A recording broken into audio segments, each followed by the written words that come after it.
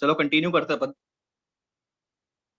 Empirical और molecular formula, empirical और molecular formula ये हम स्टार्ट कर चुके थे,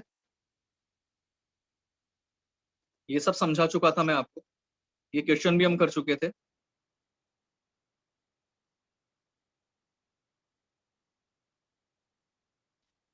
ये हो गया था क्या क्वेश्चन?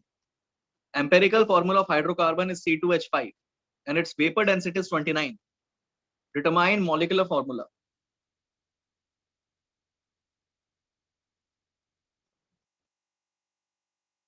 ये सॉल्व करो।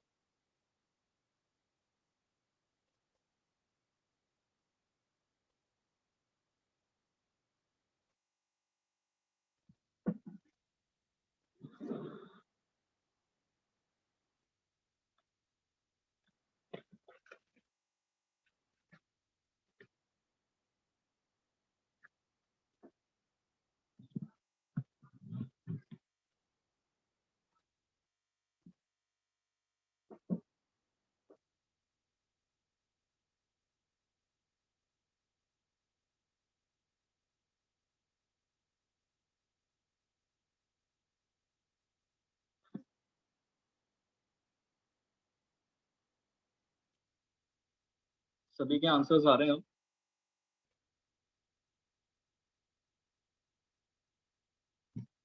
भाई रिलेशन क्या था हमारे पास में? रिलेशन हमारे पास में ये था, पहले तो बताओ कि एम्पेरिकल और मॉलिक्यूलर में छोटा फॉर्मूला कौन सा था? छोटा फॉर्मूला था एम्पेरिकल फॉर्मूला। जब एम्पेरिकल और मॉलिक्यूलर को अपन कंपेयर करते हैं, जैसे हमने NH3 को कंपेयर किया, तो NH3 के अंदर जो इसका एम्पेरिकल था वो इसका मॉलिक्यूलर था। तो मतलब या रिलेशन होता है, या तो एम्पेरिकल मॉलिक्यूलर के बराबर हो सकता है, या फिर एम्पेरिकल हमेशा मॉलिक्यूलर से छोटा ही होगा। तो रिलेशन क्या आएगा हमारे पास में?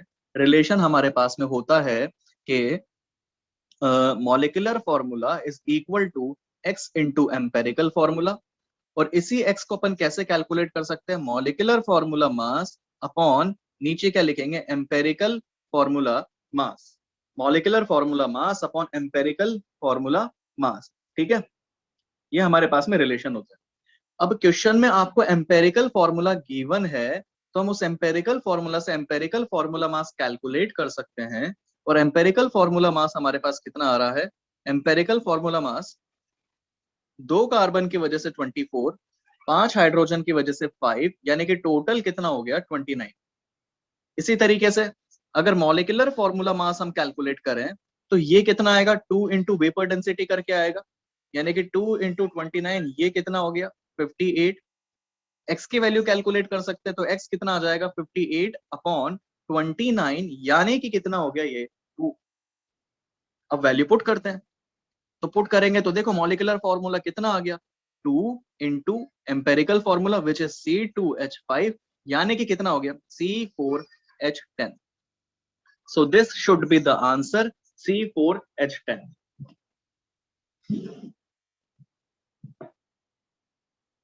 जिसने रिवाइज किया होगा लास्ट लेक्चर का प्रॉपरली, उसको सब समझ में आ गया होगा कि कैसे हम इसको सॉल्व कर सकते हैं।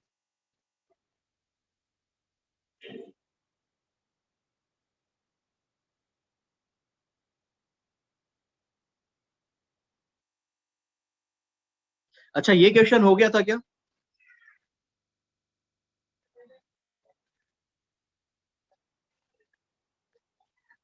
Empirical formula and molecular formula, ये ट्राई करो।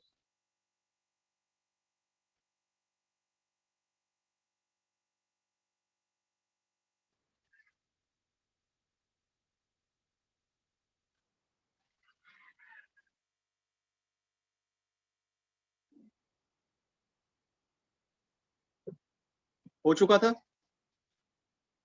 तो अपन एक थोड़ा सा एक्स्ट्रा कंसेप्ट अपन समझने की कोशिश करते हैं। कुछ ऐसे क्वेश्चंस होते हैं, जैसे आप वेराइटी ऑफ क्वेश्चंस देखो किस तरह के हमारे पास क्वेश्चन है। हमने जो एम्पेरिकल फॉर्मूला स्टार्ट किया था, तो एम्पेरिकल फॉर्मूला में पहले तो अपन ने सबसे पहले परसेंटेज कंपोजिशन का क्वेश्चन किया।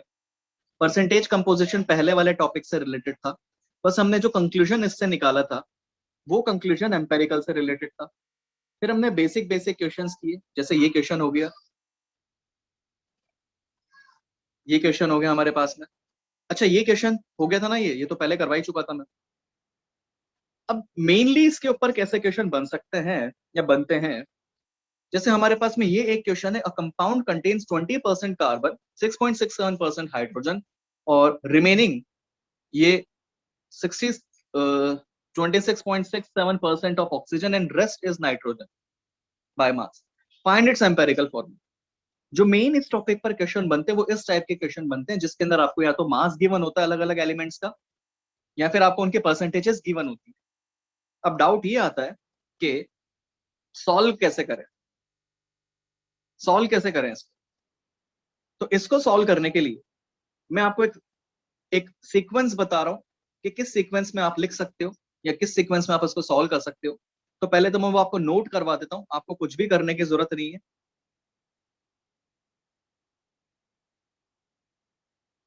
आवाज आ रही है मेरी आपको?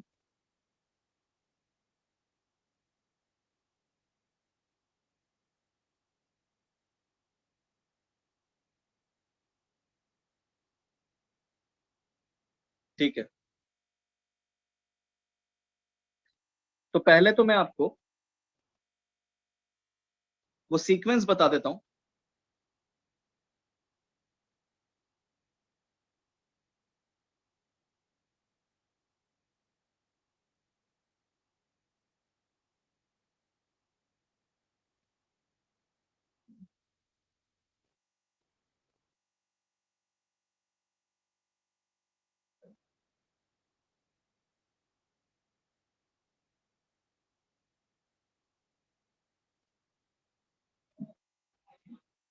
तो सबसे पहले मैं आपको बताता हूं कि अगर इन केस आपको क्वेश्चन में परसेंटेजेस अगर गिवन होंगी या मास अगर गिवन होंगे, डायरेक्टली कंपाउंड गिवन नहीं होगा, तो अपन उससे फॉर्मूला कैसे डराइव करें। पहले के टाइम पर क्या होता था, जैसे पहले के टाइम पर कोई भी कंपाउंड अगर डिस्कवर होता था तो वो तो कंपाउंड है, हमें पता नहीं होता कि वो कंपाउंड कौन सा, आपके सामने सिर्फ उसका फिजिकल अपीयरेंस होता था। तो साइंटिस्ट के पास में क्या होता था, कुछ मेथड होता था जिसके थ्रू सिर्फ और सिर्फ उसके कंपोजिशन बता सकते थे कि इसके अंदर कार्बन इतना परसेंट है, हाइड्रोजन इतना परसेंट है, या फिर ऑक्सीजन इतना परसेंट है। उनको फॉर्मूला पता नहीं लगता था। अगर फॉर्मूला कैलकुलेट करना होता था तो कोई मेथड, कोई मैथमेटिकल फॉर्म अपने को यूज करना होता था, उसके बाद में जाके अपने को उसका मॉलिक्यूलर या एम्पेरिकल फॉर्मूला मिलता था। ठीक है ना? तो अपन कैसे कैलकुलेट करें वो अपन सीखना चाह रहे हैं। तो उसके लिए मैं आपको स्टेप्स लिखवा रहा हूं। जैसे सबसे पहले अपन हेडिंग लिखते हैं, जैसे यहाँ पर steps for determination, steps for determination of, steps for determination of empirical formula, steps for determination of empirical formula.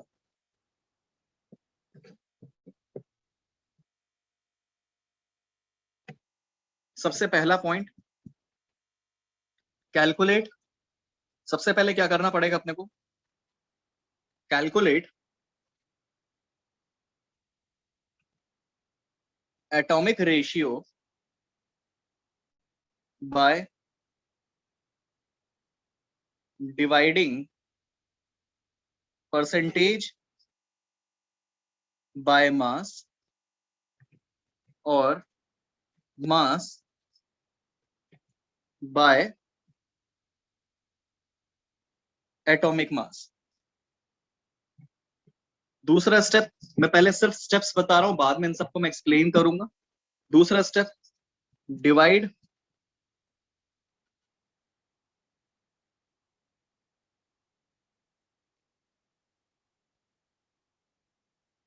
Atomic ratio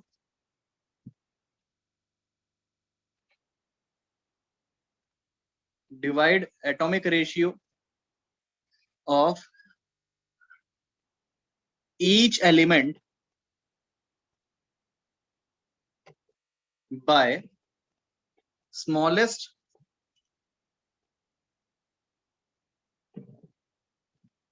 value of atomic ratio so as to get simplest ratio, so as to get simplest ratio. तीसरा point, if the value of simplest ratio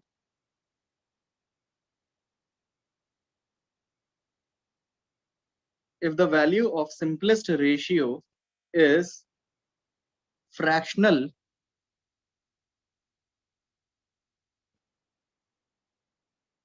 then convert it into nearest whole number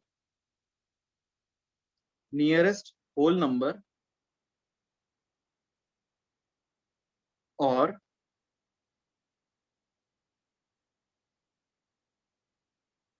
multiply by suitable number multiplied by suitable number to convert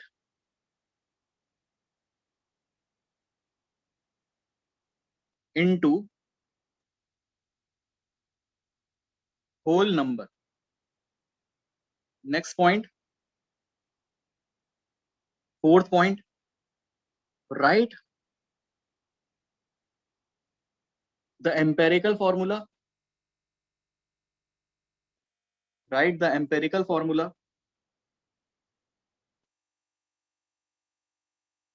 with simplest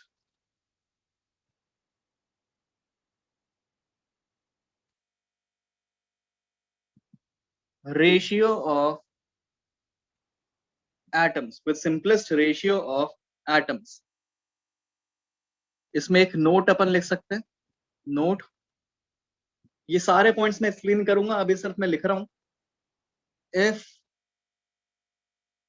मोल और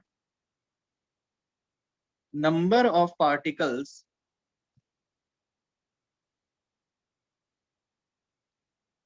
are given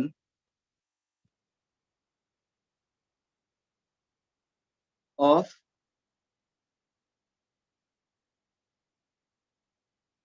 individual component,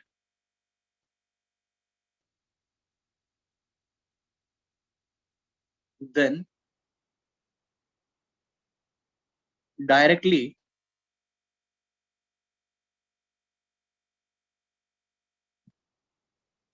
take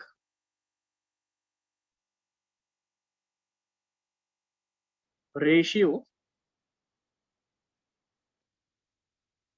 and write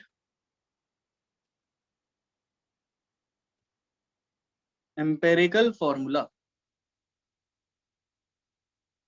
according to it.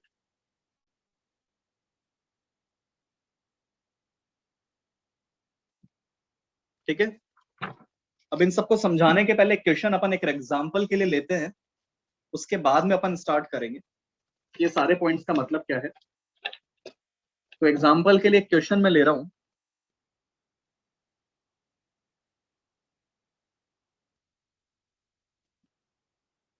A certain quantity of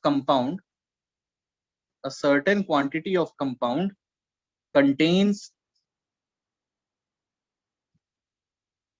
1.2 gram carbon and 0.3 gram hydrogen. Determine empirical formula.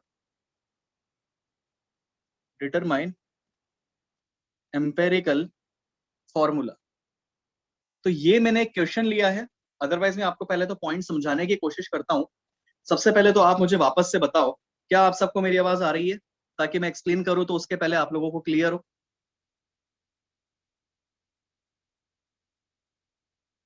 आवाज आ रही है? ठीक है, slide show हो रही है? ठीक है, अब अपन स्टार्ट करते हैं, मैं एक्सप्लेन करना स्टार्ट करता हूँ चीजों को। सबसे पहला पॉइंट अगर आप देखोगे तो सबसे पहला पॉइंट मैंने क्या लिखवाया हुआ है, calculate atomic ratio by dividing percentage by mass और मास बाय एटॉमिक मास। अब मेरी बात ध्यान से सुनो, आप रिलैक्स रहो, आपको इतना ज्यादा परेशान भी नहीं होना कि सर ये 3 या 4 पॉइंट्स क्या लिखवा दिए। पहली बात तो ये मैं पहले से बोल देता हूँ आपको, 11th हो के चाहे 12th हो, या बच्चा कोई रिपीटर भी हो, ये टॉपिक ऐसा है कि इसके अंदर काफी बच्चों के आंसर तो आ जाते हैं, मगर उनको टाइम ज्यादा लगता है, क्योंकि इसमें वैरायटी ऑफ क्वेश्चंस बन सकते हैं, कैलकुलेटिव क्वेश्चंस बनते हैं, टाइम ज्यादा लगता है। मैं जिस मेथड से आपको बताऊंगा, आप चाहे बच्चा रिपीटर भी होगा उससे भी फास्ट कर सकते हैं। बस जो मैं बोल रहा हूँ आप ध्यान से समझ लो, थोड़ा सा ट्रस्ट करके आप इसको समझो जो मैं समझा रहा हूँ। आप अगर कहीं जैसे कोई भी चीज अगर आप पढ़ोगे, कहीं इधर उधर की बुक भी आप पढ़ोगे ना, तो आपको पॉइंट्स मिलेंगे कि कैसे आप अपन एम्पेरिकल फॉर्मूला कैलकुलेट कर सकते हैं। कुछ पॉइंट्स होंगे, मैं जो पॉइंट लिखवाया हूँ मेरे वर्ड्स में वो डायरेक्ट आप ध्यान रखो, कोई दिक्कत नहीं है, एकदम इजीली आप कैलकुलेट कर सकते हो जितने भी एम्पेरिकल फॉर्मूला हो। सबसे पहली बात तो ये, सर क्वेश्चन किस तरीके से आ सकता है। तो बेटा क्वेश्चन के अंदर आपको या तो परसेंटेजेस गिवन होंगे, जैसे आपको मान लो क्वेश्चन के अंदर ये बोल दिया जाएगा कि भाई कार्बन, हाइड्रोजन और ऑक्सीजन, इन तीनों से मिलकर एक ऑर्गेनिक कंपाउंड हमें बन रहा है या मिल रहा है। आपको क्वेश्चन के अंदर उनके परसेंटेजेस गिवन होंगे या फिर डायरेक्टली उनके मास गिवन। हो सकता है कि ऐसा बोला जाए कि पूरे कंपाउंड के अंदर 1.2 ग्राम ये है, 0.3 ग्राम ये है, 0.6 ग्राम ये है। तो चाहे परसेंटेज आपको गिवन हो चाहे मास गिवन हो, सबसे पहला काम आपका यह है कि आप उनके एटॉमिक रेशियो निकालो। और एटॉमिक रेशियो कैसे आता है, जब जितने भी मास से रिलेटेड टर्म्स आपको गिवन हो, चाहे वो परसेंटेज में गिवन हो चाहे वो मास में गिवन हो, उसको एटॉमिक मास से आप डिवाइड कर दो। एटॉमिक मास से आप उसको डिवाइड कर दो, ये सबसे पहला पॉइंट। कुछ नहीं करना, बहुत ही सिंपल है। मास से रिलेटेड टर्म गिवन है, एटॉमिक मास से डिवाइड करो, हो गया पहला वाला काम। ये पॉइंट समझ में आ गया? समझ में आ गया, सिंपल सा पॉइंट है। जो भी मास से रिलेटेड टर्म है उसको एटॉमिक मास से डिवाइड करो। क्लियर हो गया ये पॉइंट?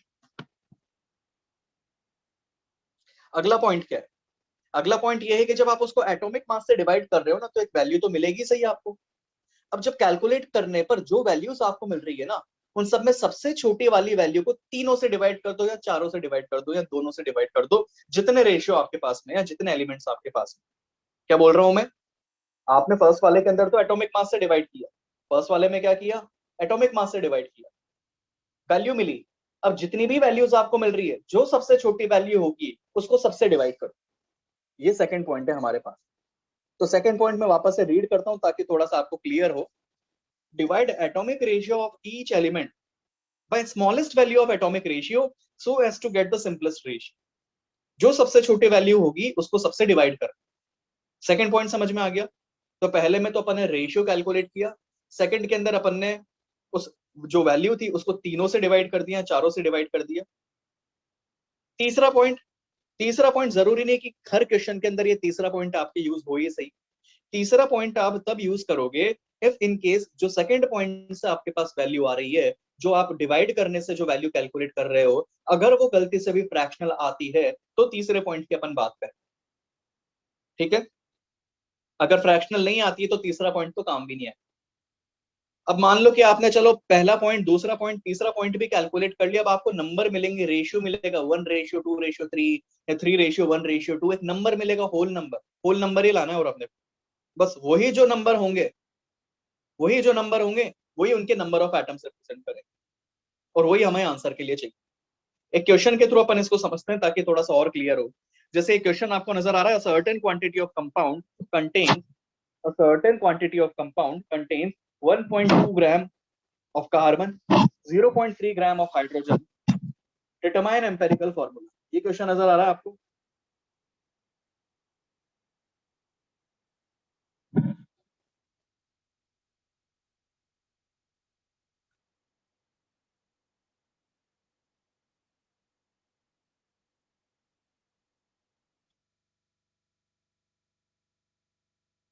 रिस्पॉन्ड करो भाइयों, पूछ रहा हूं मैं।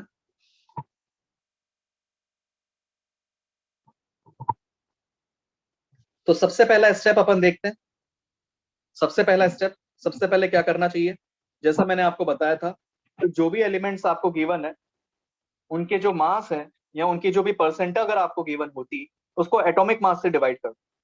तो डिवाइड कर देते हैं, हाइड्रोजन के लिए 1 से ही डिवाइड होगा और कार्बन के लिए 12 से डिवाइड होगा।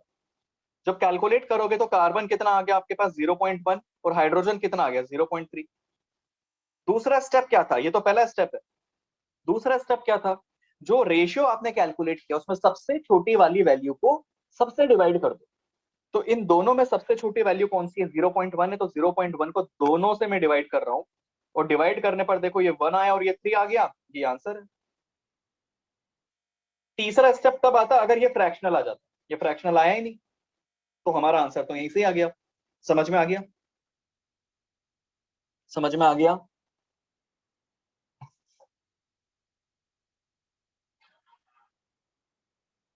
कार्तिक बेटा वो नोट क्या था, वो नोट बेटा मैं बाद में बताऊंगा with the help of question. अभी तो स्टेप बाय स्टेप अपन समझते हैं, ठीक है ना। ये सबसे पहली चीज। एक और सवाल देता हूं, चलो एक और क्वेश्चन करें।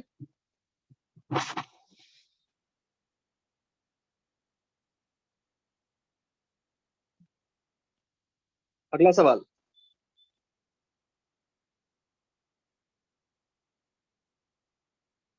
A certain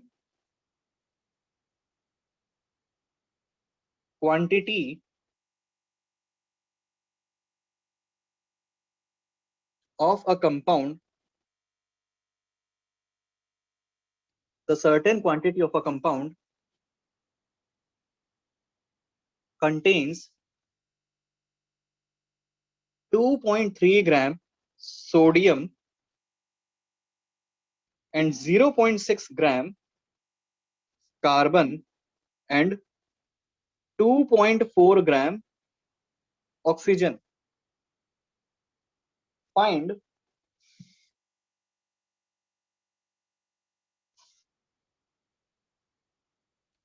empirical formula.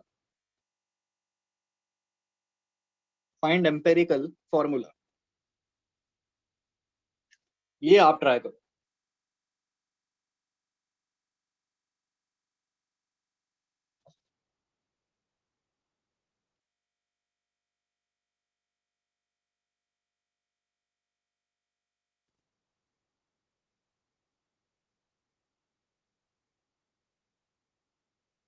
Chakshu बेटा वो स्टेप्स देखो, सबसे पहले क्या करोगे, जिसको समझ में आ रहा है वो सॉल्व करो, जिसको समझ नहीं आ रहा, जैसे चाक्षु बेटा मैं तेरे को बताता हूँ क्या करना है तेरे को। सबसे पहले ध्यान से समझ ले, अगला क्वेश्चन फिर तू तेरे हिसाब से करना, या जो भी इन्हें क्वेश्चन करना है दोबारा करना इनको।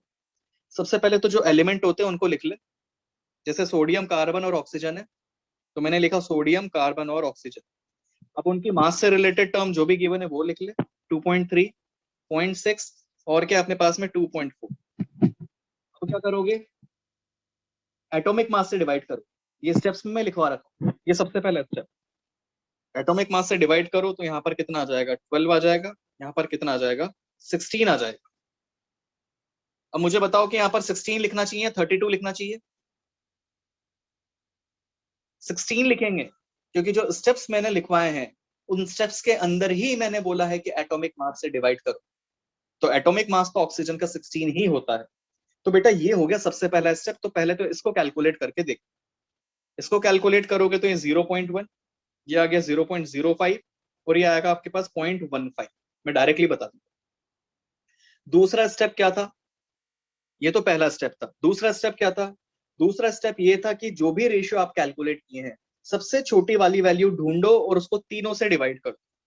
जब तीनों से डिवाइड करोगे तो देखो 0.1 अपॉन 0.05, 0.05 अपॉन 0.05 और 0.15 अपॉन 0.05। कैलकुलेट करके देखो कितना आ रहा है, ये आ गया हमारे पास में 213। फ्रैक्शनल है या फिर होल नंबर है, होल नंबर है। तो अगर ये होल नंबर है, अगर ये होल नंबर है तो हमें थर्ड स्टेप करने की जरूरत ही नहीं है, यानी कि डायरेक्टली यहां से क्या आ गया हमारे पास है, दो sodium, these are representing the number of atoms. तो यानी क्या हो गया, दो सोडियम यानी कि Na2, एक कार्बन मतलब C, और तीन ऑक्सीजन मतलब 3, यानी कि Na2CO3। आंसर। किस किस को समझ में आ गया, आ रहा हो बेटा, मैं दूंगा अभी, अपन स्टेप बाय स्टेप बढ़ रहे हैं, क्वेश्चंस करवाऊंगा मैं इसके काफी।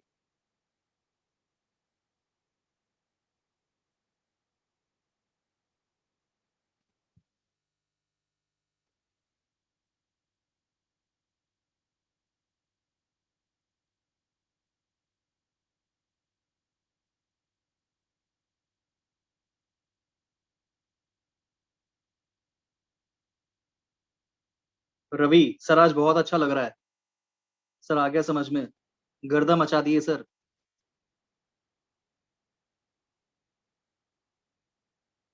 सौरव,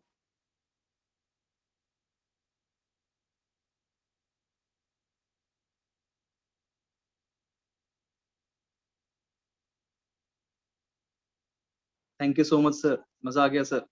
ओके, एक और क्वेश्चन करते हैं।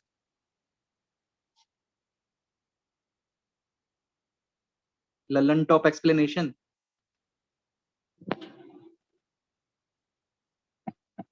अगला सवाल करते हैं, चलो एक और question. Fabulous way of teaching. Thank you Shashi, thank you Parth, thank you Atul. बेटा पीयूष, आप क्वेश्चन जो पूछ रहे हो ना वो इररिलेवेंट क्वेश्चन है और उल्टा सीधा कुछ भी क्वेश्चन है। तो जो मैं पढ़ा रहा हूँ उस पर ध्यान दो, अगला सवाल मैं लिख रहा हूँ, तो फोकस करो कि इसी का आप आंसर करने की कोशिश करो। अगला सवाल, जब तक कॉन्फिडेंस नहीं आएगा तब तक क्वेश्चन करवाऊंगा मैं।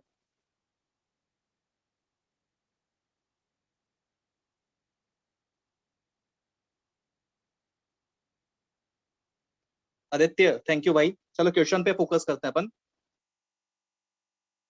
एन ऑर्गेनिक कंपाउंड, ये थोड़ा सा चेंज कर रहा हूं अब मैं, है ना, लैंग्वेज थोड़ी सी इंप्रूव कर दी इसकी मैंने, तो थोड़ा सा दिमाग लगाना पड़ेगा आपको। Organic compound contains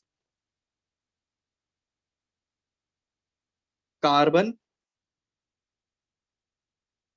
4 times that of hydrogen and oxygen 8 times, 8 times that of hydrogen. Determine empirical formula. Determine empirical formula. ये ट्राई करो, डिफरेंट क्वेश्चन है, डायरेक्ट परसेंटेज या फिर मास गिवन नहीं है, इसमें थोड़ा सा दिमाग लगाना पड़ेगा आपको। आप ट्राई करो वरना तो मैं तो बताऊंगा ही, और फिर एक और क्वेश्चन मैं सिमिलर दूंगा। मयंक थैंक यू भाई। हेमंत यस बेटा, टाइम्स ऑफ वेट।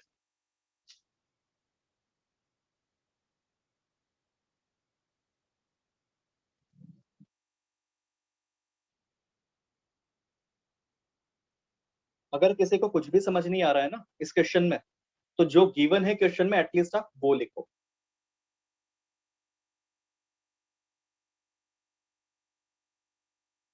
बेटा सिद्धांत गलत है आपका आंसर।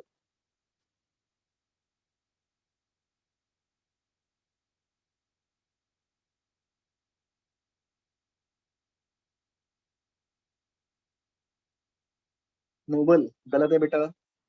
सिद्धांत गलत है आपका आंसर। शशांक सही है आपका आंसर। शिवांग बेटा गलत है। स्नेहिल बेटा पढ़ाई कर ले।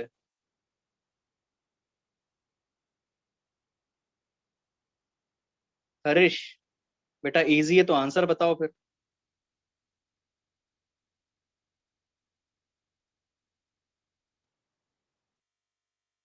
चलो हिंट देता हूं अब इसको कैसे करेंगे।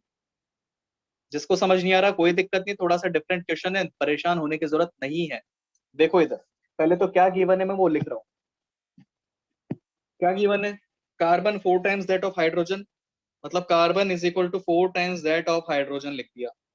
Oxygen 8 times that of hydrogen, तो ऑक्सीजन मैंने 8 times दैट ऑफ हाइड्रोजन लिख दिया। और हाइड्रोजन इटसेल्फ वो अपन ने एच लिख दिया। अपन जनरली करते कैसे थे, अपन एलिमेंट्स के नाम लिखते थे और उनके मास या फिर उनके परसेंट अपन लिखते थे। ठीक है, अब आपको मास गिवन नहीं है ना परसेंट गिवन है, आपको इस तरीके से गिवन। तो अपन एक काम करते हैं, आगे से ध्यान रखना ऐसे क्वेश्चन में ऐसे सॉल्व करना है जैसे मैं बता रहा हूँ। एक काम करते हैं, आप कभी भी क्या किया करो, जब किसी एक का मास दूसरे के रेस्पेक्ट में अगर बताया हुआ है ना, तो पहले तो एक कॉमन रेफरेंस देख लो, या तो कार्बन के रेस्पेक्ट में बता दो या हाइड्रोजन के या फिर ऑक्सीजन। जैसे क्योंकि ज्यादातर के मास हाइड्रोजन के कंपैरिजन में है, तो मैं हाइड्रोजन के मास को यहाँ पर एक्स मान लेता हूँ। हाइड्रोजन के मास को मैं क्या मान लेता हूँ यहाँ पर, एक्स। तो फिर कार्बन का क्या लिखना चाहिए, 4x। तो फिर ऑक्सीजन का क्या लिखना चाहिए, 8x। अब अपन स्टार्ट करें।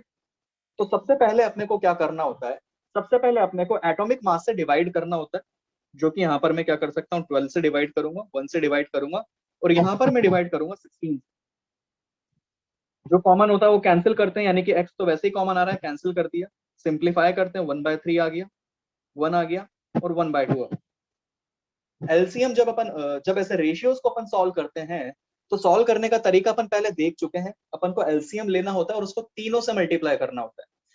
तो 3 और 2 का एलसीएम कितना होगा, 3 और 2 का एलसीएम 6 होगा, मतलब मैं 6 को सभी से मल्टीप्लाई कर देता हूँ, 6 इंटू 1, और 6 इंटू 1/2, यानी कि कितना हो गया, 2:6:3, 2:6:3, ये रेशियो आ रहा है।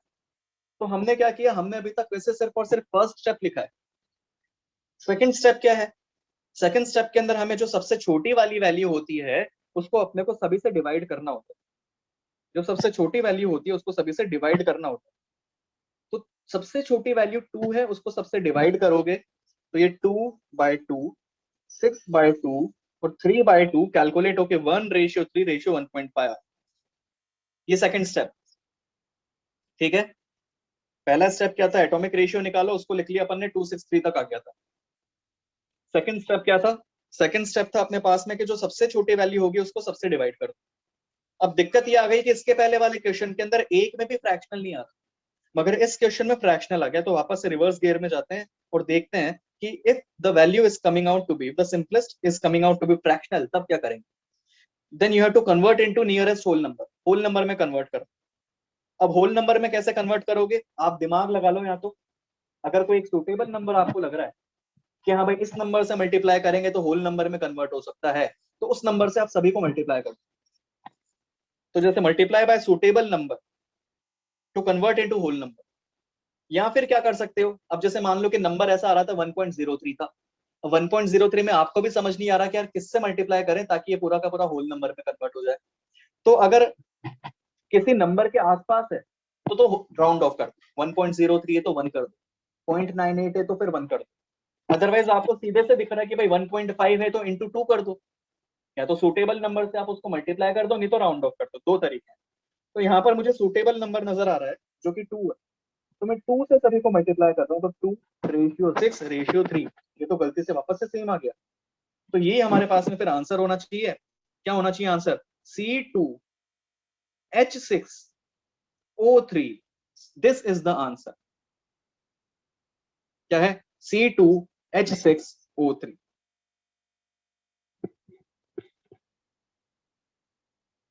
एक और क्वेश्चन दो क्या,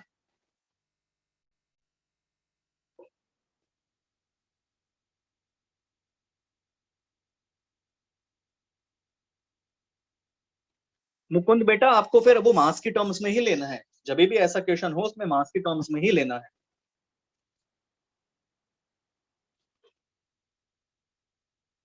अगला सवाल करते हैं अपन, एक सिमिलर क्वेश्चन मैं आपको दे रहा हूँ, दोबारा समझाऊं, चलो दोबारा समझा देता हूँ। आप क्वेश्चन को वापस से पढ़ो जिसको थोड़ा सा कम समझ में आए। क्वेश्चन, एक कंपाउंड था, कार्बन 4 गुना है हाइड्रोजन का, मैंने लिख दिया 4 टाइम्स ऑफ हाइड्रोजन। ऑक्सीजन 8 गुना है हाइड्रोजन का, तो मैंने लिख दिया 8 टाइम्स ऑफ हाइड्रोजन। और हाइड्रोजन को मैंने ऐसे ही छोड़ दिया, ठीक है। कभी भी आपके पास किसी एक के रेस्पेक्ट में किसी दूसरे का मास गिवन हो, तो एक कॉमन रेफरेंस देखो कि हाँ भाई सबके मास एक सिमिलर वे में अपन देख लेते हैं, क्योंकि अल्टीमेटली तो आपको रेशियो कैलकुलेट करना है, तो उसमें तो अपन को सिमिलर सिमिलर फॉर्म में लिखना चाहिए। तो मैंने हाइड्रोजन को रेफरेंस ले लिया, तो उसके हिसाब से मेरे पास 4H, H और 8H था या X था, ठीक है। अब जैसा अपन करते हैं, एटॉमिक मास से डिवाइड करो, 1/3 की फॉर्म में था या P/Q की फॉर्म में था, उसको सिंप्लीफाई करना हमें आता है, तो 263 आ गया था। ये पहला स्टेप। दूसरा स्टेप क्या था, दूसरे स्टेप में सबसे छोटी वैल्यू को सबसे डिवाइड कर दो, कर दिया। तीसरा स्टेप क्या था, अगर दूसरे स्टेप से कैलकुलेट करने पर फ्रैक्शनल आता है, अगर दूसरे स्टेप से कैलकुलेट करने पर फ्रैक्शनल आता है, तो ऐसा नंबर सोचो जिससे मल्टीप्लाई करें और होल नंबर में कन्वर्ट हो जाए। तो मैंने यहाँ पर 2 देखा, भाई 2 से अगर सबको मल्टीप्लाई करेंगे तो ये 3 में कन्वर्ट हो जाएगा, बस हो गया, सॉल्व, खत्म, फिनिश। एक और क्वेश्चन कर, परसेंटेज वाला दूंगा मेरे भाइयों, पहले अपन कर लें प्रैक्टिस। एक और क्वेश्चन करते हैं।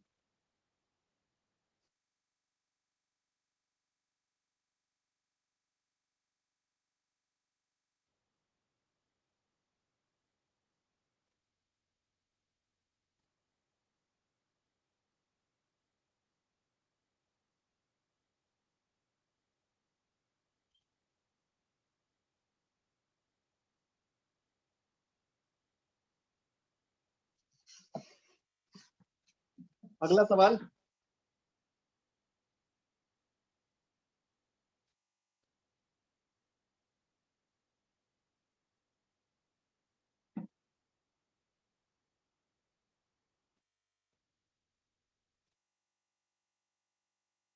An organic compound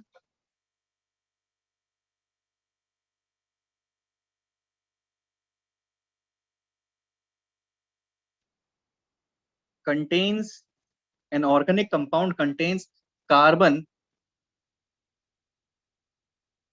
12 times that of hydrogen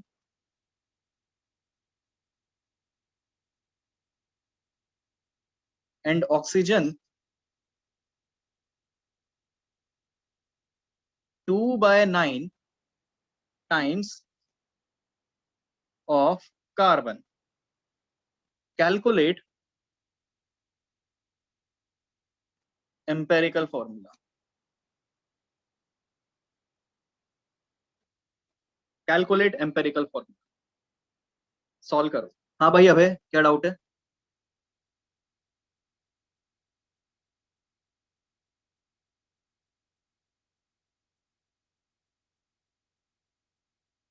Madhav, जैसा मैं बोल रहा हूँ बिल्कुल वैसे ही करना। अभय बेटा, आपका जो डाउट है उससे सीक्वेंस चेंज होगा ओनली। आपका मेन जो टास्क है वो है नंबर ऑफ एटम्स, तो अपने को पता लगे। अगर नंबर ऑफ एटम्स आपको पता लग गए ना, तो अपने को तो वैसे भी ऑप्शन में टिक करना है। तो सीक्वेंस आगे पीछे भी हो रहा है आपका, तो आपको परेशान नहीं होना। आप कंपेयर करना ऑप्शंस के थ्रू कि भाई हाँ किसमें हमारे जैसे एटम्स ऑप्शंस के अंदर मिल रहे हैं। हाँ बिल्कुल लिख सकते हो भाई प्रिंस। आदित्य मेरे भाई, 6 से मल्टीप्लाई कहाँ किया? अच्छा 6 से मल्टीप्लाई, बेटा वो एलसीएम 6 आ रहा था ना। तो जो एलसीएम आता है उसको तीनों से मल्टीप्लाई करते हैं, इसी तरीके से अपन सिंप्लीफाई करते हैं।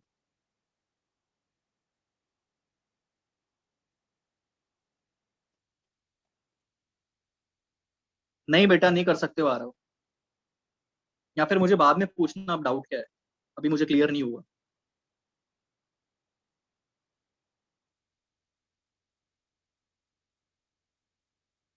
रजनीश बेटा सही है आपका, अभिनव सही है आपका आंसर, पार्थ गलत है। कमल नहीं बेटा, सही नहीं है। चक्षु बेटा कुछ गलती की होगी आपने, देखो। साजिद सही आंसर, सबके आंसर सही है लगभग। ध्रुव का सही, आनंद का सही, अनुराग का गलत है, आशीष का सही है, कृष का सही है, अनंत का भी सही है, ध्रुव का सही है, अभिषेक का सही है, ध्रुव गोयल।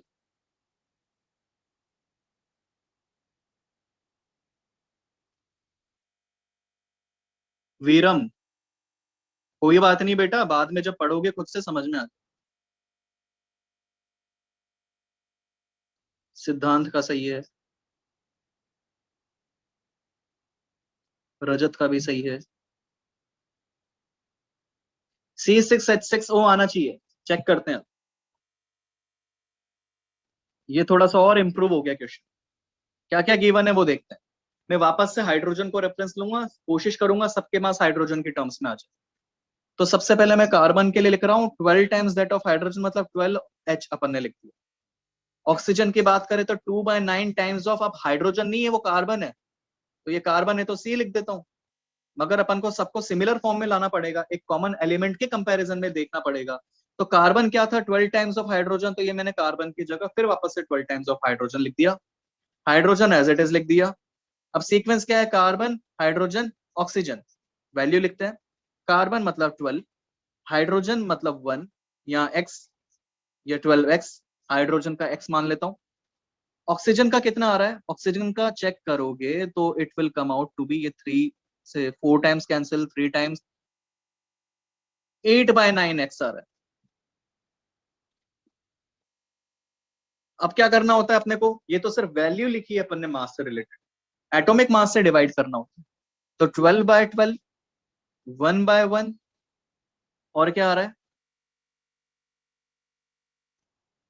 ये आ रहा है हमारे पास में, ये 3 है, ये आ रहा है हमारे पास में 8/3 इंटू 1/16।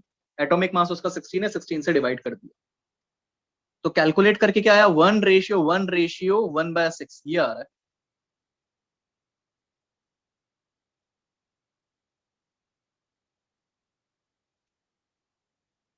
एलसीएम लेंगे कितना आएगा, 6 आएगा। 6 आएगा तो 6 को, जो एलसीएम होता है उसको तीनों से मल्टीप्लाई करते हैं अपन, तो ये हो जाएगा 6 इंटू 1, 6 इंटू 1, और 6 इंटू 1/6, यानी कि कितना आ गया, ये आ गया हमारे पास में 6:6:1। तो आंसर क्या आ गया हमारे पास में, C6H6O। चलो उसको और शॉर्ट कर देता हूं, और शॉर्ट कर देता हूं, सेकंड स्टेप भी अवॉइड कर सकते हैं अपन। सेकंड स्टेप कैसे अवॉइड कर सकते हैं, अगर फर्स्ट स्टेप से ही अगर आपका होल नंबर में आ रहा है रेशियो, अगर फर्स्ट स्टेप से ही होल नंबर में आ रहा है रेशियो, तो आपको सेकंड स्टेप भी यूज नहीं करना, ठीक है। तो मतलब डायरेक्टली अगर होल नंबर में आ रहा है तो डायरेक्ट उसी को नंबर ऑफ एटम्स ट्रीट करो, जैसा पहले वाले क्वेश्चन में किया था। पहले वाले क्वेश्चन में देखो सेकंड स्टेप तो बाद में किया था, अगर फर्स्ट स्टेप से ही होल नंबर में आ चुका है तो वही आंसर होगा, यानी C2H6O3। सेकंड स्टेप लाओगे ना तो भी वापस से सेम मिलेगा, तो और कम हो गया, सिंगल स्टेप में भी अपने पास आंसर आ रहा है यहाँ पर। समझ में आ रहा है क्या कुछ मेरे भाइयों, कुछ समझ में आ रहा है।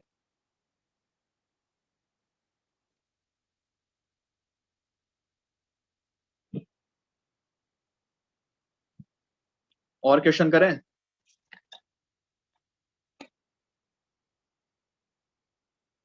चलो अगला सवाल।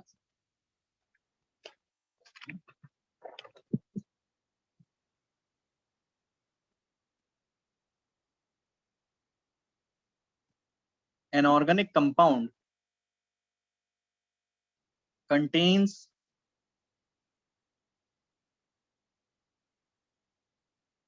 40% carbon, an organic compound contains 40% carbon, 6.6%, 6.7% hydrogen, and rest is oxygen by mass. Determine empirical formula. चलो ये ट्राई करो,